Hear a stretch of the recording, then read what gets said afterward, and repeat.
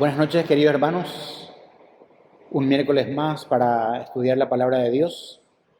En estos miércoles hemos empezado a estudiar el libro o la carta de Pablo a los Colosenses, que hoy le damos a dar continuación desde el versículo 9 al 14.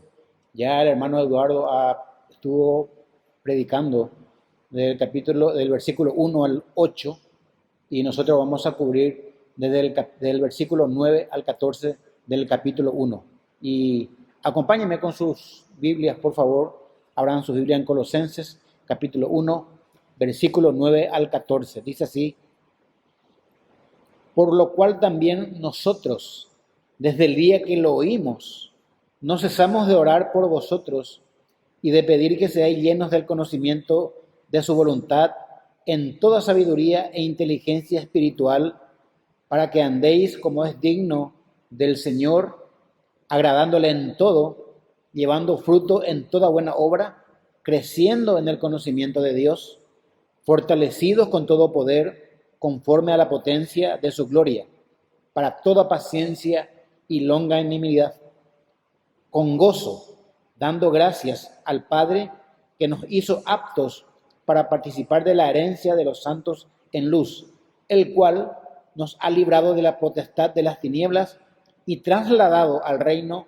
de su amado Hijo, en quien tenemos redención por su sangre, el perdón de pecados. Vamos a orar. Gracias, Padre, por esta hermosa noche. Gracias porque tenemos tu palabra y este medio de comunicarnos para estudiarla. En tu mano nuestras vidas. Háblanos, Señor, a través de tu palabra, en el nombre de Cristo Jesús. Amén. No hay duda de que la oración de Pablo por la iglesia es el centro de todo el pasaje. Por eso cuando escribí el sermón, escribí como el título de este sermón: la oración es un medio eficaz del creyente. Ahora, ¿por qué la oración es un medio eficaz del creyente? Por dos razones fundamentales, por lo menos aquí en este pasaje, en los pasajes que hemos leído. La oración es un medio eficaz para conocer la voluntad de Dios, en primer lugar, y en segundo lugar, la oración es un medio para alabar a Dios por la salvación que tenemos en Cristo Jesús. Bueno, vamos a ver entonces, la oración es un medio eficaz para conocer la voluntad de Dios en primer lugar. Y ahí en Colosenses capítulo 1, versículo 9 dice: por lo cual también nosotros, desde el día que lo oímos, no cesamos de orar por vosotros y de pedir. ¿Cuál era el motivo y la necesidad de que Pablo y Timoteo estén orando e intercediendo continuamente por la iglesia de Colosas? Bueno, el motivo es el siguiente.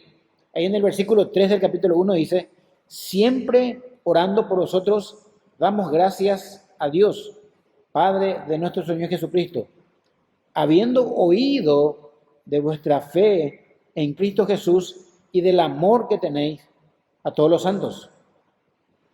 Versículo 5: a causa de la esperanza que os está guardada en los cielos, de la cual ya habéis oído por la palabra verdadera del Evangelio. El apóstol Pablo apenas se entera, estando él en la cárcel, cuando Epafras viene junto a él y le dice de que realmente el evangelio que él ha llevado en la iglesia de Colosas está prosperando, está llevando fruto. Pablo lo primero que hace es orar, darle gracias a Dios. Él agradece a Dios por esa bendición espiritual. Ahora quiero aclarar interesantemente algunos conceptos acerca de la oración. Un comentarista explica algo muy bueno acerca de la oración. Hablando del propósito de la oración, dice él, es que a menudo los cristianos, cuando queremos lograr algo, lo hacemos a través de la oración, pero queremos que Dios obre a nuestra manera. Y eso es erróneo. ¿Saben por qué? Porque la oración es un camino ordenado por Dios para que el hombre busque llevar a cabo el propósito de Dios a la manera de Dios, no a nuestra manera.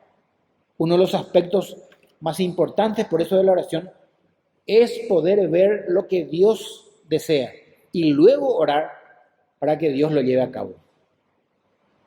Repito, este concepto es muy importante. Uno de los aspectos más importantes de la oración es poder ver lo que Dios desea y luego orar para que Dios lo lleve a cabo. Y entonces, ahí, la actitud en la oración es que se debe desear que se haga su voluntad, la voluntad de Dios, no la voluntad del que ora. Y debe exhibir la actitud correcta. Ustedes se acuerdan, en el huerto de Getsemaní, cuando el Señor Jesucristo oró en el huerto, le pidió a su Padre que le libre de la copa de sufrimiento que le esperaba. Pero él dijo a su Padre algo muy importante: que no se haga mi voluntad, sino la tuya. Fijémonos, hermanos, cuáles son los contenidos de la oración de Pablo y Timoteo cuando se entera por Epafras que el evangelio que Epafras llevó a Colosas, estaba fructificando. Él está en la cárcel, Pablo está en la cárcel, preso por causa del evangelio, y él no pide su libertad a Dios. Él da gracias a Dios, ora porque el evangelio ha tenido sus frutos. Cuando los colosenses escucharon por medio del ministerio de Epafras el evangelio de Cristo. Por eso Pablo, en su oración, él da gracias, porque el evangelio está avanzando. Él da gracias también porque por medio de esta iglesia en Colosas, el evangelio estaba siendo conocido en aquel lugar. Y también dice, por todo el mundo, o sea, por el mundo conocido por ellos. Él da gracias por la esperanza de la salvación que está guardada para ellos y para todos los creyentes. Por eso llama mucho la atención las oraciones del apóstol Pablo. Los motivos de Pablo a Dios no son materiales, hermanos, sino espirituales. Él dice, cuando hemos oído de vuestra fe, en versículo 4 del capítulo 1. Sus oraciones son de intercesión por la vida espiritual de los hermanos, orando por vosotros, en el versículo 3 del capítulo 1. Sus oraciones son permanentes, siempre orando por vosotros. Colosenses 1:9. Cuando hay cosas que no están a nuestro alcance, lo primero que deberíamos hacer los cristianos como hijos de Dios es orar, pedir, interceder, clamar a Dios. Por eso la oración es un medio eficaz que Dios nos da para contribuir al crecimiento espiritual y garantizar las bendiciones de cada uno de nuestros hermanos. Encontramos en la Biblia, en el Antiguo Testamento y en el Nuevo, que muchos hombres de Dios oraron para que el Señor obre, estando ellos incapacitados de poder hacer lo que estaban necesitando. Cito algunos. David oró por Israel, 2 Samuel 24:17, y por Salomón, 1 Crónicas 28, 18 y 19. Ezequías oró por Judá, 2 Reyes, capítulo 19, 14 al 19. Isaías oró por el pueblo de Dios. Y esto quiero leer, en Isaías 64, 12, Dios estaba castigando a Israel y el profeta dice, ¿te estarás quieto, oh Jehová, sobre estas cosas? ¿Callarás y nos afligirás sobremanera? ¿Y saben qué le responde Dios en el 65:2? Extendí mi mano todo el día a pueblo rebelde, el cual anda por camino no bueno, en pos de sus pensamientos. Ahí Dios le dice que él había extendido su mano a un pueblo rebelde, pero ellos, dice la Biblia, estaban andando en pos de sus pensamientos. Vemos también que Daniel oró por Israel, en Daniel 9. Ezequiel oró por Israel. Nehemías oró por Judá. Imagínense que Nehemías estaba siendo llamado por Dios y por el rey Asuero para que él venga a reconstruir el templo de Dios. Y él ora para que Dios realmente le utilice. Y vemos por la Biblia que realmente Dios le utilizó a él. Jesús oró por sus discípulos. En Juan 17 tenemos la oración sacerdotal del Señor Jesucristo por sus discípulos cuando se estaba yendo a su padre. Entonces Pablo y Timoteo oran e interceden continuamente. Él dice, no cesamos de orar por la iglesia de Colosas. Y lo que es notable es que Pablo no conocía a esta iglesia personalmente, sino a través de Epafras. Esto es algo impresionante, hermanos. Usted sabe, si alguien le dice, ora, no quiere orar por esta iglesia, y uno a veces no quiere orar por algo que nunca vio. A veces oramos, pero oramos por cumplir sin motivación alguna. Pablo dice en el capítulo 2 del versículo 1 de Colosenses, porque quiero, dice, hermanos, que sepáis cuán gran lucha sostengo por vosotros. Imagínense, cuán gran lucha sostengo por vosotros y por los que están en la Odisea y por todos los que nunca han visto mi rostro. Aunque ustedes no han visto mi rostro y yo no les conozca, yo estoy orando por ustedes. Tengo una gran lucha, sostengo una gran lucha por vosotros todos los días orando por ustedes. Esto es impresionante, hermanos. Miren qué tamaña responsabilidad es la que Dios nos dio como creyentes, que su evangelio sea conocido mediante nuestro testimonio. Mucha gente en Colosas, dice la Biblia, que estaban conociendo el evangelio de Jesucristo por el testimonio de esta iglesia en Colosas. Y es allí donde podemos decir que la iglesia local realmente está para la gloria de Dios. Dice el versículo 6 del capítulo 1, el evangelio que ha llegado a vosotros, así como a todo el mundo, y lleva fruto. Imagínense, esto es lo que viene de Epafras a compartirle al apóstol Pablo. Y crece también en vosotros, desde el día que oísteis y conocisteis la gracia de Dios en verdad. Y me encanta esta frase donde dice, lleva fruto. Es interesante entender que el evangelio lleva fruto por sí mismo y no necesita de nosotros para fructificar. El evangelio es poder de Dios para salvación. Es Dios el que obra en nosotros para llevar fruto. Los creyentes de la iglesia de Colosas, como vimos en la introducción que dio nuestro hermano Adoro, estaban atravesando situaciones de peligro en la doctrina a causa de falsos maestros. Era esta una de las razones por la que Epafras viaja casi 2.000 kilómetros para visitar a Pablo y compartirle su preocupación por su iglesia.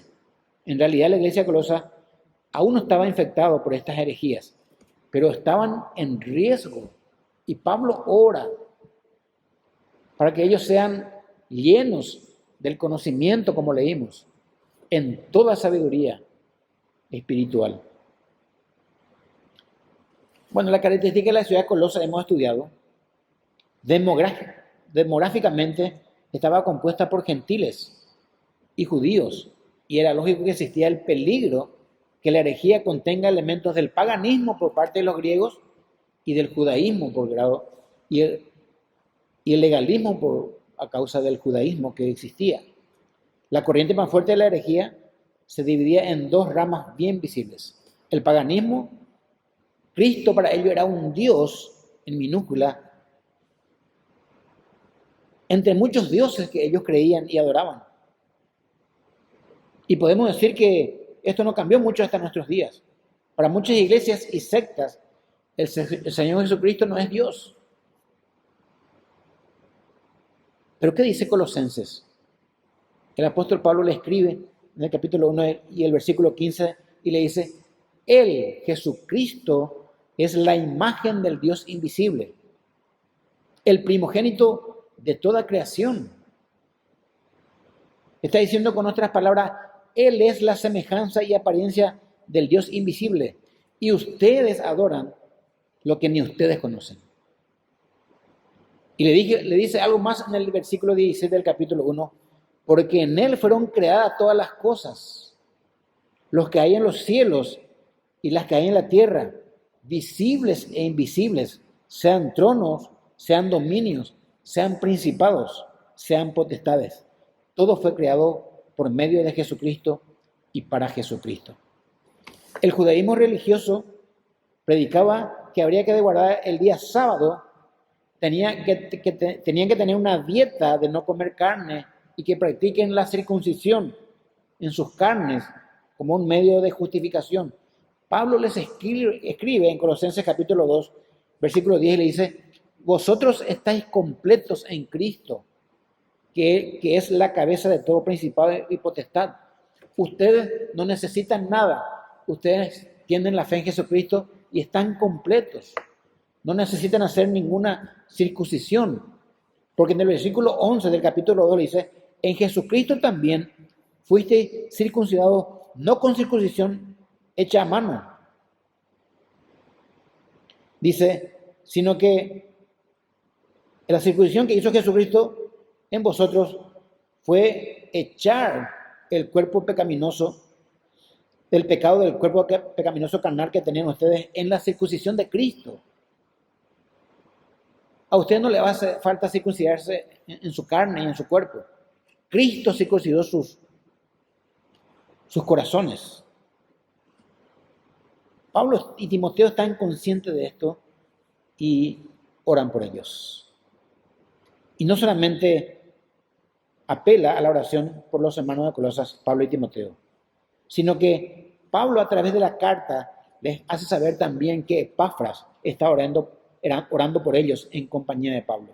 Vean ahí en el capítulo 4 del versículo 12 dice: os saluda Epafras, dice Pablo, el cual es uno de vosotros, siervo de Cristo.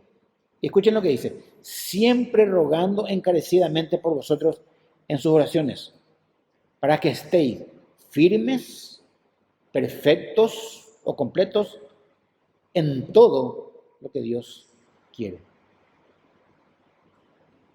Se dan cuenta que los motivos de oración son espirituales. Se dan cuenta que lo que quiere, Pablo está orando como Dios quiere que se ore realmente. Pablo dice: estén firmes en la fe, estén completos y perfectos en todo lo que Dios quiere. Ahí en el versículo 9 dice: Pablo y Timoteo piden en oración constante de intercesión que los colosenses sean. Acá entra una oración de intercesión muy importante.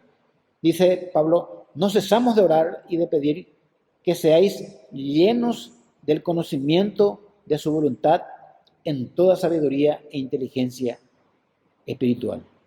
¿Por qué era tan importante que los colosenses se llenen del conocimiento de la voluntad de Dios? ¿Por qué es importante que nosotros, los creyentes, hoy seamos llenos del conocimiento de la voluntad de Dios? Bueno, la palabra llenos significa completamente controlados por la palabra. La palabra plerú significa completamente controlados por la palabra. Y el conocimiento, epignosis, es un conocimiento o un reconocimiento que uno tiene. En este caso es de Dios. Y vemos que en las Escrituras la vida que agrada a Dios siempre está relacionada con el conocimiento de la verdad doctrinal. Y eso podemos ver en la mayoría de las cartas o de los libros en la Biblia, que nos da primero el conocimiento, o sea, la enseñanza doctrinal y conocer la voluntad de Dios y así poder vivir la vida práctica que agrada a Dios. El conocimiento es un tema central en los escritos de Pablo. Por ejemplo, él dijo a los Corintios: porque en todas las cosas fuisteis enriquecidos en él, en toda palabra, en toda ciencia o conocimiento. Pablo oró porque el Dios de nuestro Señor Jesucristo, el Padre de la gloria, diera a los efesios, por ejemplo, espíritu de sabiduría y de revelación en el conocimiento de Él. Necesitamos conocer la palabra de Dios, de esa manera conocer la voluntad de Dios y hacer lo que Él desea. Vivir una vida que le agrademos a Él. John Flavel dice: la forma en la que ahora hemos de conocer la voluntad de Dios con respecto a nosotros es, en casos difíciles, es orar, escudriñar y estudiar las Escrituras. No hay otra forma. La intención de Pablo era que los colosenses sean llenos del conocimiento. Y dijimos, ¿por qué era tan importante el conocimiento de la voluntad de Dios? Por dos cosas, por lo menos para la gente de Colosas. Para estar preparados cuando seamos atacados por falsas doctrinas, en primer lugar, y en segundo lugar, para crecer espiritualmente y vivir una vida que le agrade a Él. En Efesios 4:13 leemos algo muy interesante con respecto al conocimiento. Dice, hasta que todos lleguemos a la unidad de la fe y del conocimiento del Hijo de Dios, a un varón perfecto, a la medida de la estatura de la plenitud de Cristo. Esta es la meta de todo cristiano. Se puede llegar a la unidad de la fe solamente conociendo al Hijo de Dios, por medio de la Escritura, a un varón perfecto, a la medida de la plenitud de Cristo. Filipenses 3:8 dice, Pablo, y ciertamente aún estimo todas las cosas como pérdida por la excelencia del conocimiento de Cristo Jesús, mi Señor, por amor del cual lo he perdido todo y lo tengo por basura para ganar a Cristo. Pablo dejó todo lo que él sabía, sus estudios teológicos, todo lo que él era un fariseo, dejó todo, lo tuvo por basura, por la excelencia del conocimiento de Cristo Jesús.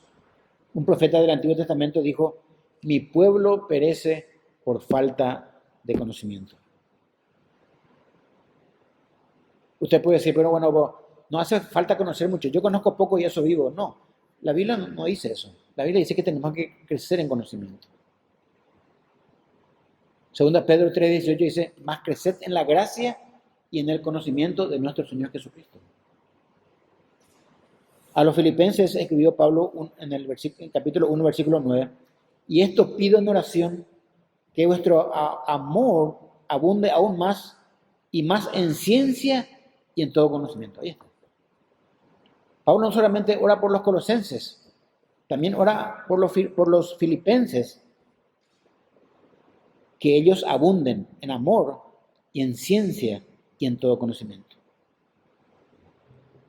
Pero qué interesante es que en Colosenses capítulo 2, versículo 3, dice que todos los tesoros de la sabiduría y del conocimiento están escondidos en Cristo.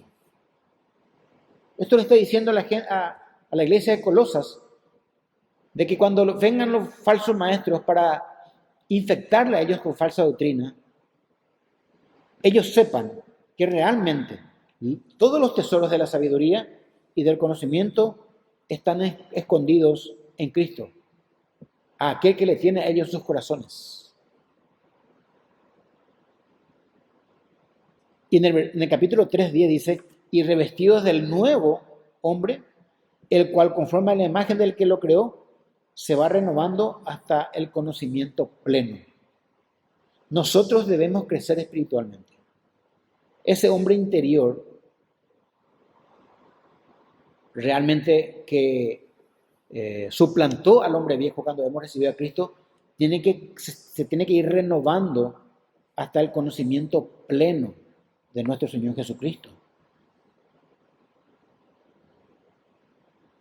Como lo indican estos versículos, hermanos, el conocimiento bíblico verdadero no es algo teórico, sino que trae como resultado la obediencia. Porque uno conoce la Escritura. No le queda más de otra que obedecer lo que Dios dice. Es interesante lo que Jeremías 9:24 dice, mas alábese en esto, en el que se hubiere de alabar, dice, en entenderme y conocerme, que yo soy Jehová, que hago misericordia, juicio y justicia en la tierra, porque estas cosas quiero, dice Jehová. Dice Dios que quiere que les conozcamos, quiere que le entendamos. ¿Cuál es el propósito de conocer la voluntad de Dios? Hay un propósito muy interesante. Y ahí en el versículo 10 de lo que estamos estudiando del capítulo 1 dice, para que andéis, esta es la clave, como es digno del Señor, agradándole en todo, llevando fruto en toda buena obra y creciendo en el conocimiento de Dios. Este es el propósito de conocer la voluntad de Dios. Repito, el propósito de conocer la voluntad de Dios es el siguiente. Dice Pablo a los Colosenses, para que andéis como es digno del Señor, agradándole en todo, llevando fruto en toda buena obra y creciendo en el conocimiento de Dios de nuevo. El apóstol Pablo insiste en esto, pero dice algo interesante, creciendo en el conocimiento de Dios en toda sabiduría e inteligencia espiritual. La oración de Pablo es clave y es para que los colosenses tengan el discernimiento espiritual que resulta o que viene de la iluminación del Espíritu Santo. Pablo dice lo siguiente en cuanto a la sabiduría espiritual. ¿Ustedes se acuerdan? Cuando él llegó a Corintios, él dice de la forma como él predicó, 1 Corintios 2, 4 y 5. Y ni mi palabra ni mi predicación fue con palabras persuasivas de humana sabiduría, sino con demostración del Espíritu y de poder, para que vuestra fe no esté fundada en la sabiduría de los hombres, sino en el poder de Dios. La sabiduría espiritual viene por el poder de Dios, hermanos. Viene por el poder del Espíritu Santo, utilizando la palabra de Dios. Tal conocimiento, dice H. Carson, no es el producto de la sabiduría carnal del mundo que hincha o te enorgullece humanamente, o nos enorgullece humanamente. Eso no ilumina al hombre interior. La palabra de Dios y el Espíritu Santo sí ilumina el hombre interior. Y el hombre comprende lo que Dios quiere. En el capítulo 2, versículo 13 de 1 Corintios dice, lo cual también hablamos no con palabras enseñadas por sabiduría humana, dice Pablo, sino con las que enseña el Espíritu, acomodando lo espiritual a lo espiritual. El propósito de la oración de Pablo, entonces, va mucho más allá. Pablo está orando por los resultados de la inteligencia espiritual, que es igual a tener discernimiento espiritual. El discernimiento espiritual es muy importante para tener los sentidos espirituales ejercitados en el discernimiento del bien y del mal, según Hebreos capítulo 5, versículo 15. Y para ilustrar, hermanos, esta parte de lo que estamos estudiando, este es un momento que estamos viviendo en el mundo y en nuestro país, que los cristianos necesitamos mucho discernimiento. ¿Por qué le digo esto? Estamos en una situación de pandemia y necesitamos hacer, por un lado, lo que Dios quiere. Queremos obedecerle a Dios, es decir, congregarnos, estudiar la Biblia, seguir estudiando. Pero por otro lado también está la situación sanitaria del país, donde el gobierno decide otras cosas y dice que no podemos reunirnos. Y entonces ahí es que debemos orar y pedir a Dios sabiduría espiritual, discernimiento, para hacer lo que a Dios le agrada. Ese es el fin de que el creyente necesita tener conocimiento espiritual, conocimiento de la voluntad de Dios en toda sabiduría espiritual. El propósito puntual de Pablo en su oración por la iglesia de Colosas era el siguiente: para que andéis como es digno del Señor. Pablo ora para que el comportamiento, escuchen, y el estilo de vida de los colosenses esté a la altura de lo que ellos confiesan creer. Esto es súper importante. Esto se llama coherencia. Yo creo algo y lo cual creo, vivo. No puedo yo creer una cosa y vivir otra cosa. Eso sería lo opuesto a lo que estamos hablando. Eso sería ser incoherentes.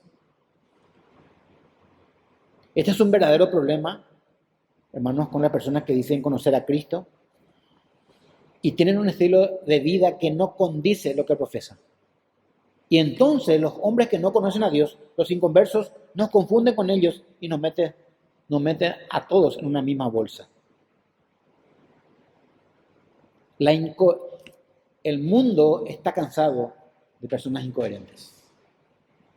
No seamos nosotros uno de ellos.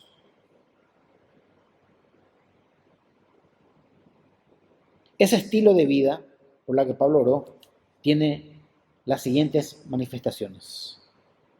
Uno de ellos es agradándole en todo.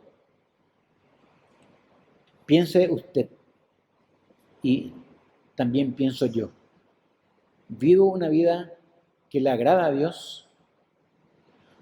No se puede agradar a Dios si no andamos en una santificación progresiva. Sin fe práctica, dice Hebreos 11:6, es imposible agradar a Dios.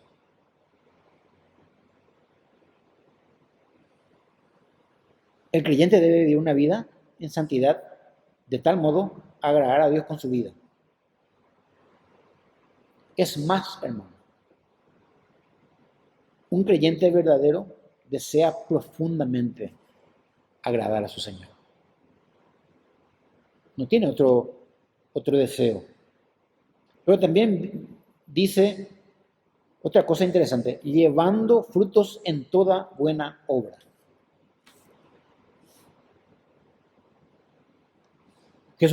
Juan, en la carta, en el Evangelio de Juan, en el capítulo 5, 15, 1 al 5, Jesús habla realmente de que un creyente debe ser una persona fructífera.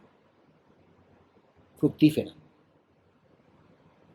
Por eso una vida fructífera caracteriza a todo creyente que permanece en Cristo.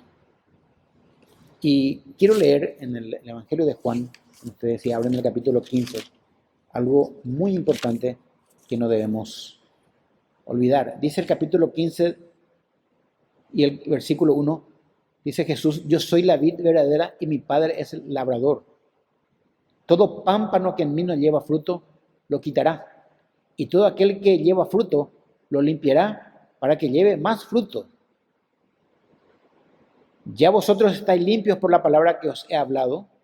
Dice el versículo 4, permaneced en mí y yo en vosotros. Como el pámpano no puede llevar fruto por sí mismo, si no permanece en la vid, así tampoco vosotros, si no permanecéis en mí. Yo soy la vid, vosotros los pámpanos. El que permanece en mí y yo en él, este lleva mucho fruto, porque separados de mí, nada podéis hacer. Un creyente tiene una vida fructífera. Ahora, Pablo define al fruto de distintas maneras. Fruto a veces son las almas. Por ejemplo, en 1 Corintios 16:15, hermanos, ya sabéis que la familia de Estéfanas es las primicias de Acaya, Acaya una ciudad, y que ellos se han dedicado al servicio de los santos. Ellos dicen, la familia de Estéfanas son los primeros frutos de la ciudad de Acaya donde fui a predicar el Evangelio. Y que ellos se han dedicado al servicio de los santos. Qué bueno es que Pablo identifique quién fue el primer fruto. Yo conozco el primer fruto de la Iglesia Bíblica de la Gracia. La persona que se convirtió en nuestra iglesia cuando abrimos la iglesia. Conozco. Y qué hermoso que también Pablo dice acá, ya sabéis que la familia de Estéfanas es las primicias, son los primeros frutos de Acaya. Es más, no solamente son los primeros frutos, Pablo dice, y que ellos se han dedicado al servicio de los santos. Nacieron de nuevo y se dedicaron a servir a otros que han nacido. Esto es impresionante, almas. Pero también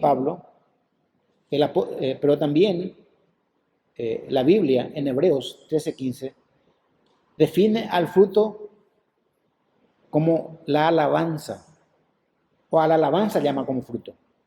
Así que ofrezcamos siempre a Dios, dice, por medio de él, sacrificio de alabanza, es decir, frutos de labios que confiesan su nombre. Cuando uno está cantando, cuando uno está hablando de Cristo, este es el sacrificio que Dios quiere que se le ofrezca. Fruto de labios, dice, que confiesan su nombre. Y ya leí que en Juan también Jesucristo dice de los frutos. En esto es glorificado mi Padre, le dice a los creyentes, en que llevéis mucho fruto y seáis así mis discípulos. Hermanos, un discípulo es alguien que lleva mucho fruto. Esta era una de las razones más importantes de que Pablo ora por los colosenses. Hace rato dije que cuando uno no puede hacer muchas cosas, puede hacer más cosas con la oración. Pablo estaba en la cárcel. Epafras viene, le comparte lo que está pasando con el Evangelio en Colosas. Lo primero que hace Pablo, estando en la cárcel, encadenado con un soldado de guardia, él ora y da gracias y pide por los colosenses para que sean llenos del conocimiento en toda sabiduría espiritual. Hermanos, necesitamos los creyentes de la Iglesia Bíblica de la Gracia orar unos por otros, orar unos por otros, orar por las autoridades, para que realmente tengan o sean llenos del conocimiento en toda sabiduría espiritual. Es tu deber y es mi deber. Quiero dejar acá para continuar con este estudio el próximo miércoles, Dios mediante, para continuar con la segunda parte de este sermón. Vamos a orar. Gracias, Padre, por esta noche. Qué bueno, Señor, que tú con tu palabra nos enseñas que debemos darte gracias y que nuestra oración debe tener propósitos espirituales. También materiales, Señor, pero lo más importante son las espirituales. Tú te agradas de hombres y mujeres que te oren de esa manera. El mejor ejemplo acá, Pablo estando preso con Timoteo y Epafras, orando por los creyentes en Colosas. Te agradecemos por todo, Señor, por tu amor y esta enseñanza en el nombre de Cristo Jesús. Amén. Buenas noches.